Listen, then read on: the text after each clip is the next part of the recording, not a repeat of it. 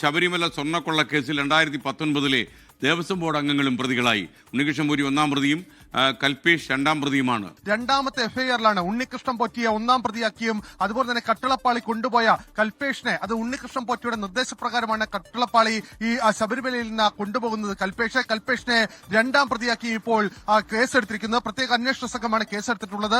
2019 ദേവസ്വം കമ്മീഷണറും തിരുവാഭരണ കമ്മീഷണറും എക്സിക്യൂട്ടീവ് ഓഫീസറും അടക്കം ഈ കേസിൽ 3ഉം 4ഉം പ്രതികളായി വരുന്നുണ്ട്. എക്സിക്യൂട്ടീവ് ഓഫീസർ 5ആം പ്രതിയാണ്, അഡ്മിനിസ്ട്രേറ്റീവ് ഓഫീസർ 6ആം പ്രതിയാണ്, അസിസ്റ്റന്റ് എഞ്ചിനീയർ 2019 അസിസ്റ്റന്റ് എഞ്ചിനീയർ 7ആം പ്രതിയായും ദേവസ്വം ബോർഡ് അംഗങ്ങളെ 8ആം പ്രതിയുമാക്കിയാണ് ഇപ്പോൾ എഫ്ഐആർ രജിസ്റ്റർ ചെയ്തിരിക്കുന്നത്.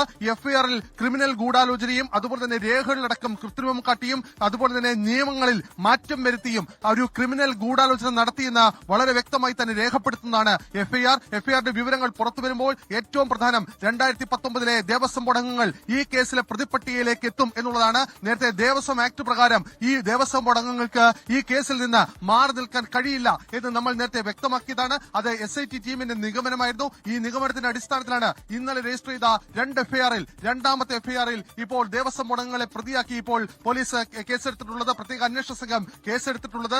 ഒന്നാം പ്രതിയായ ഉണ്ണികൃഷ്ണൻ പോറ്റിയെ ഉടൻ തന്നെ ചോദ്യം ചെയ്യാനുള്ള നീക്കത്തിലേക്കും ഇപ്പോൾ SIT ടീം കടക്കുകയാണ്. കാരണം ഉണ്ണികൃഷ്ണൻ പോറ്റി ഈ കേസുമായി ബന്ധപ്പെട്ട് ദേവസ്വം ബോർഡ് അംഗങ്ങളുമായോ ഉദ്യോഗസ്ഥരുമായോ ഏതെങ്കിലും തരത്തിൽ ഗൂഢാലോചന അടക്കം നടത്തിയിട്ടുണ്ടോ എന്ന കാര്യമാണ് ഇനി SIT ടീം പരിശോധിക്കുന്നത്. കാരണം ഈ കേസിൽ ഹൈക്കോടതിയുടെ അടക്കം പ്രത്യേക നിരീക്ഷണമുള്ളതിനാൽ കൂടുതൽ ജാഗ്രതയോടെ തന്നെ അന്വേഷണം പോകണം, വേഗത്തിൽ അന്വേഷണം പോകണം എന്നുള്ളതാണ് സംസ്ഥാന പോലീസ് മേധാവി ഈ SIT ടീമിന് നൽകിയിരിക്കുന്ന നിർദ്ദേശം.